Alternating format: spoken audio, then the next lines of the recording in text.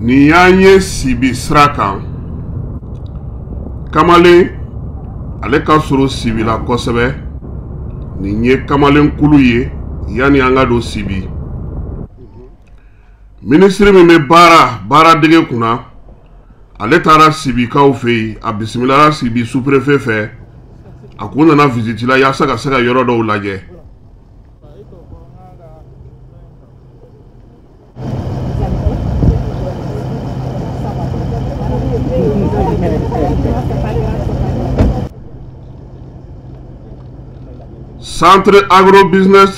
centre agro alimentaire mi sigile no sibi kaw fe na fama CASC ale ka bara munu meke sibi konna na akuna na kana olu do laje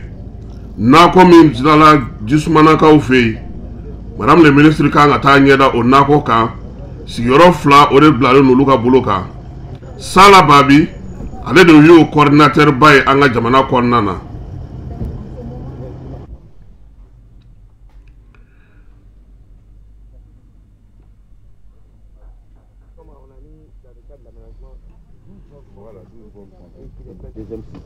Voilà. Donc au total, on a à peu près 200 femmes qui travaillent.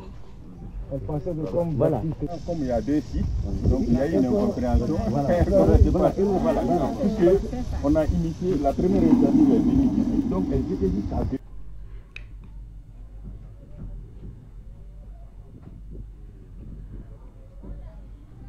Jiswana muso uliye muso keme flaye binani ani wolonvla ode sigileno ni kene inka na ko injira uma yasa ubesetuko na ku buluma yelema ka bara dige uke na ko inkonnana minye nala fenye kata se jabama ube o sene kene inkonnana jabata benen ko be salati ube doke o fanana fo kata se chupome aleni nablu ube ni bela jelen sene wa minye jiko mago fana ye abo fana nye ina fo kajja kamara ale flatuko mina aka nako kono niye ale be ka nako inson yasa aka jaba mino otula no kumbora obusaka nye tugo min nako inkonna fana na minye morenga ye obei jaba kwanini nala fento bela jelen nye lenwe misobina ni wolon vlain ukoko ulu yu bulumine kala de soro niye sabula nimbato ulu konitna na usigoro bla tuguni ka fo kubuta yoro werela wa minye na ko en konna na yi ube feo fen kala abela jele me bo sibi yere konna na ali ube nogo min do mishibo ubo odeta kolongoro min jara ufe ode niye no ya to foraji ona na sigini watina minye mishibo ye ubo ode fana ke akoro yasa agasega nye angere ko mago be ula abela jele me bo feo na munu men soro sibi yere konna na ninye jismana muso keme fla bina nuro vla ni olu sigiro yi usira ka bara mununke wa kalo saba miye ni minanu ye ube ubo kata ufere ya saka seka udairi me osoro ala ni sala babi ale centre min sigi sibika ufei o ka bara hukumu konnana uye ni muso nunu ndeme uyu kala ya sa ufana biseka ni katugo mina ku dairi me soro ala uka deme ya kulula hine minye jiko fana yo no jiko gala tume ula obuseka noga ya tugo mina ministri nana kana inyeda ni bela jenene ka ni ye foro kun folo ye kuro kun folo me ni ministri re nana do akonna na ka bara ke tugo laje musola kanunu onu seka de tugo mina bara ni bara dige hukumu ale konna na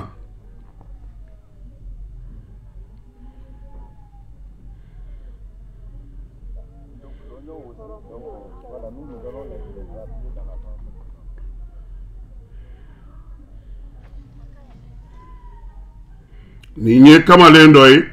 ale koni nana saka na baka nako o de soni baraw ke ministri ale tume wati mina aka lajelula no ye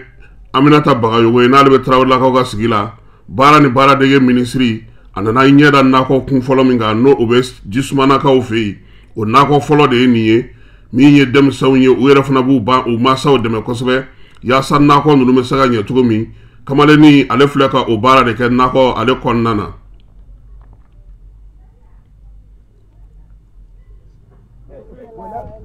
C'est 12 sur 12. Elles font l'exploitation 12 sur 12. Donc chaque fois, c'est la plus d'avoir Nous-mêmes, nous avons acheté des semences. On a investi pour ces 0,50. Nako folo lajali bani min ye ministre ye ayi kunda flananga muso 150 o de bo o nako en konnana yen fana atara lajali ke yasa abisega famyali ke tugo mina o nako flanan o baraw ke tugo bela jelena akumera ye ni dunu ni tegere ye dugu bela jelen bora saka sega o kaniso jayira kuma te musolakaw ulu ni sojalo no kosebe ka foko o na to flane sisa sa obina no yere tokola nako soro no ya soro degumba kumbu ka folo jiko la degumba kumbu ka folo o bela jelen no galen flane sabula ministry alera nana kana inye da ka bisaka deme min douma ka fara centre aleta ka o kumeli kenew folo o kungara sigoro folo e flana fana o kumeli de ni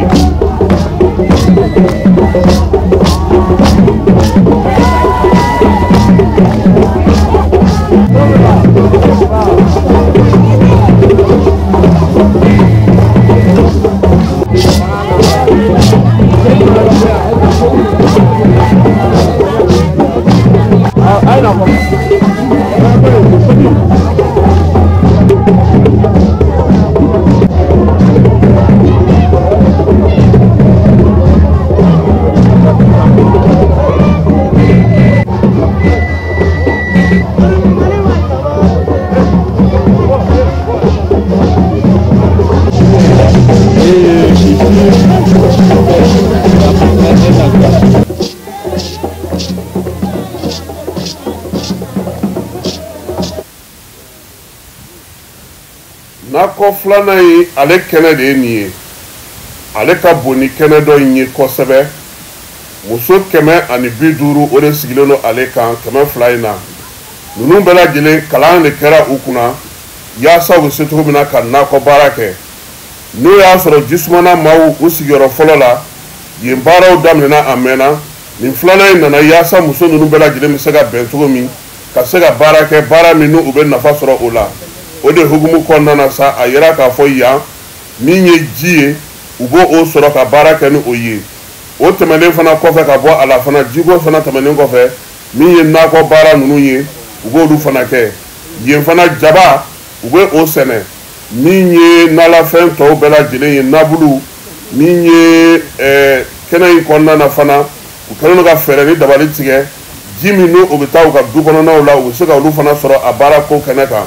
ale kene ka boni kene folo inye ka sovia ke muso famba de tumbe ulu tuma ko infamu afamia lengo ufesa uka soro ka nyesi sala babima ale ka soro ka la jesi asi hukumu konnana bara mu no obisuka oke ko ke deme ka otaka onyesi uma ufana ka seka ubulumne kala soro kene flanai ale kumelu kene ka ministry koni e dantigalike aye dongulu ke uye o seka deme tugumina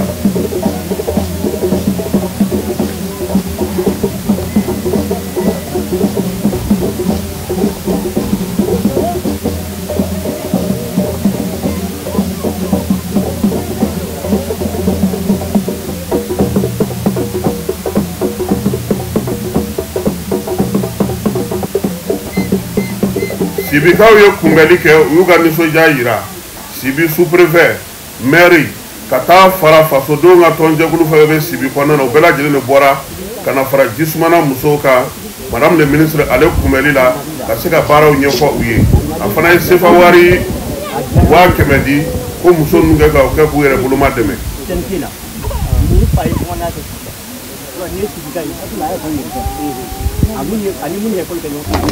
Vraiment, madame, on va dire que j'allais dire. Après, tout le temps, on va dire que là.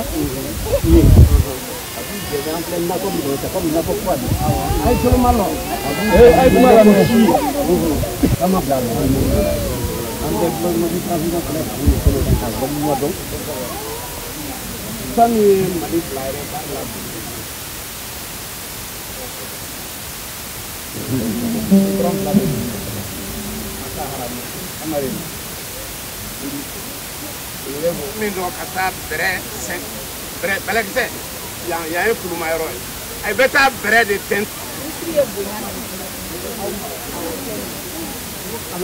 sibi muso